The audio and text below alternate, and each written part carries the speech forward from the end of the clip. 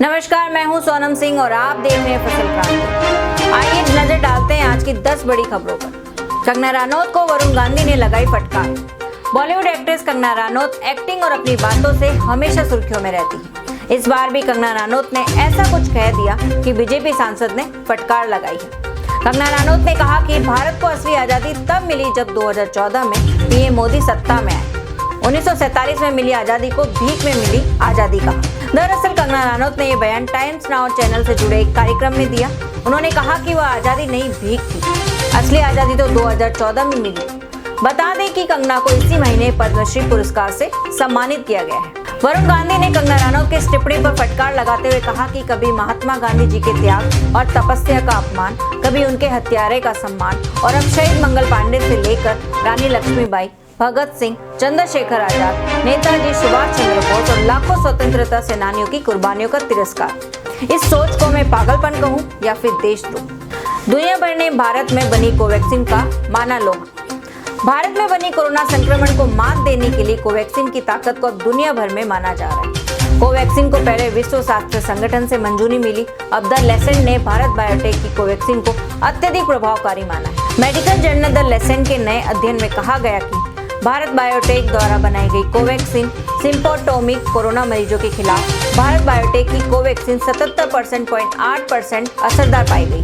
The Lancet ने एक बयान में कहा कि कोवैक्सीन की दोनों खुराक दिए जाने के 2 सप्ताह बाद ये टीका एक मजबूत एंटीबॉडी रिस्पॉन्स उत्पन्न करता है। मेडिकल जर्नल ने कहा कि भारत में नवंबर 2020 और मई 2021 के बीच 18 से 97 वर्ष की आयु के 24,419 वॉलंटियर्स को शामिल करने वाले कोवैक्सीन के ट्रायल के दौरान वैक्सीन से संबंधित मौत या कोई भी गंभीर प्रतिकूल घटनाएं दर्ज नहीं की गई।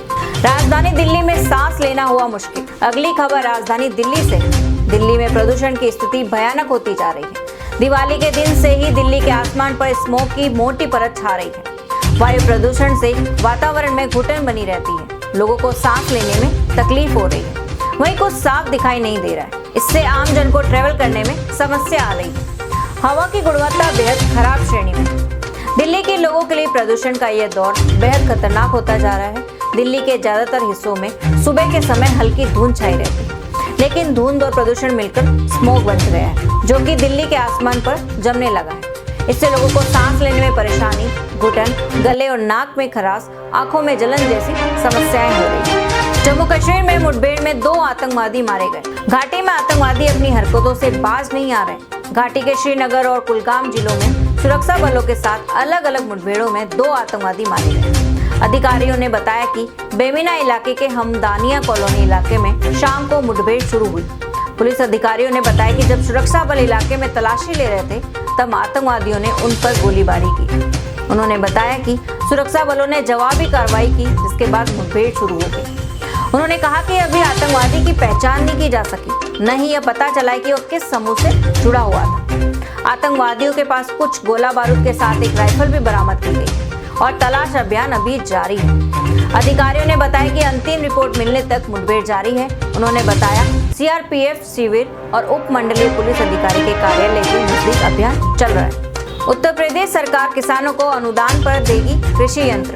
उत्तर प्रदेश में किसानों को अनुदान पर कृषि यंत्र मिलने की प्रक्रिया शुक्रवार से शुरू हो रही है। कृषि विभाग के पोर्टल पर किसान ऑनलाइन बुकिंग करा सकते हैं।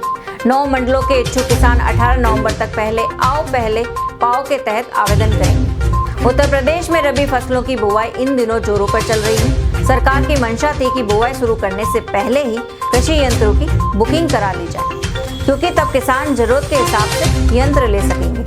इसमें करीब 30,000 से अधिक यंत्रों को अनुदान पर देने की तैयारी है।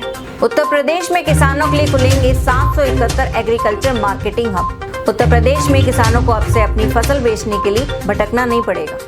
गांव के आसपास ही उन्हें अपनी फसल का सही दाम भी मिल सकेगा। उत्तर प्रदेश सरकार ने गांव में बने 771 एग्रीकल्चर मार्केटिंग हब को उपमंडी स्थल घोषित कर दिया है। इस प्रक्रिया में प्रदेश में मंडियों का विस्तार भी हुआ है।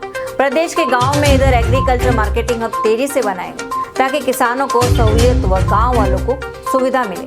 राज्य कृषि उत्पादन मंडी परिषद के अनुसार करीब 1600 से अधिक AMH तैयार हैं। अभी उनका उपयोग सही से नहीं हो पा रहा है। कई गांव वाले मवेशी बांध रहे हैं, तो कुछ जगहों पर अनाज और चारा भूसा आदि रखा जा रहा है। कई जिलों में दुकानें आवंटित की गई हैं, वो गुलजार नहीं हो सकती। नए कृषि कानून लागू होने के बाद से मंडियों की संख्या आज तेजी से घटी है। ऐसे में मंडी परिषद ने नए मंडी स्थल घोषित कराने के लिए कदम बढ़ाए। कोरोना संक्रमण की रफ्तार हुई तेज, 500 लोगों की हुई मौत। देश में कोरोना संक्रमण से मरीजों की संख्या फिर से बढ़ रही है। देश में कोरोना से मरने वालों का आंकड़ा 500 के पार पहुंच गया है। स्वास्थ्य मंत्रालय के आंकड़ों के अनुसार पिछले 24 घंटों में कोरोना से 12,516 नए केस मिले हैं। वहीं इस दौरान 501 लोगों की मौत हुई है। वहीं वैक्सीन की 53,81,890 डोज दी गई। इसी के साथ भारत में अब तक कुल 110 करोड़ 79 लाख से ज्यादा टीके डोज लगाए जा चुके हैं। आर्यन खान का जन्मदिन और सेलिब्रेशन नहीं होगा। बॉलीवुड सुपरस्टार शाहरुख खान के बेटे आर्यन खान का 12 नवंबर को जन्मदिन है। आर्यन खान 12 नवंबर को 24 साल के हो जाएंगे। बताया जा रहा है कि इस बार आर्यन खान का जन्मदिन का सेलिब्रेशन में सूनापन रहेगा। बीते दिनों क्रूज शिप ड्रग्स केस बरसने की वजह से आर्यन खान ने जो भी झेला है, उसके मद्देनजर आर्यन खान का 24वां बर्थडे सेलिब्रेशन नहीं होगा। इससे पहले मनाए गए बर्थडे में जहां रौनक होती थी, ग्रेट सेलिब्रेशन होता था, इस बार शायद हमें ऐसा कुछ ना देखने को मिले। शादी के बंधन में बंधने जा रहे राजकुमार राव और पत्रलेखा। बॉलीवुड में इन दिनों कई अच्छी खबरों की सौगात आई है। बॉलीवुड ही नहीं बल्कि टीवी जगत के कई सितारों की शादी की तारीखों को लेकर खबरें सामने आ रही हैं। खबरों के मुताबिक बॉलीवुड एक्टर राजकुमार राव और पत्रलेखा 13 नवंबर को शादी के बंधन में बंधने वाले हैं। राजकुमार और पत्रलेखा चंडीगढ़ पारंपरिक रीति रिवाज से शादी करने वाले हैं। पहले खबर आई थी कि दोनों जयपुर में शादी करेंगे, लेकिन अब उनके वेडिंग वेन्यू के लिए चंडीगढ़ का नाम सामने आ रहा है। ऑस्ट्रेलिया से पाकिस्तान मैच हारने के बाद सोशल मीडिया पर हसन अली हुए ट्रोल। T20 वर्ल्ड कप में ऑस्ट्रेलिया ने पाकिस्तान को हराकर फाइनल में पहुंच गया है। सोशल मीडिया पर पाकिस्तान के मैच हारने के बाद फील्डर हसन अली को ट्रोल किया जा रहा है। पाकिस्तान का फील्डिंग स्टैंडर्ड पिछले कुछ सालों में सुधरा है। ऐसे में सबको हसन अली से मैथ्यू वेड का कैच पकड़ने की उम्मीद थी, लेकिन ऐसा नहीं हुआ और वेड ने इसी का पूरा फायदा उठाते हुए 3 छक्के मारकर मैच खत्म कर दिया और ऑस्ट्रेलिया T20 विश्व कप 2021 के फाइनल में पहुंच गए। जिसके बाद हसन अली बुरी तरह ट्रोल होने लगे। यूजर्स ने हसन अली को लेकर फनी मीम्स शेयर किए। आज के लिए बस इतना ही। आगे हम ऐसे आपको और भी अपडेट्स देते रहेंगे। तब तक के लिए बने रहे हमारे साथ और देखते रहे फसल क्रांति।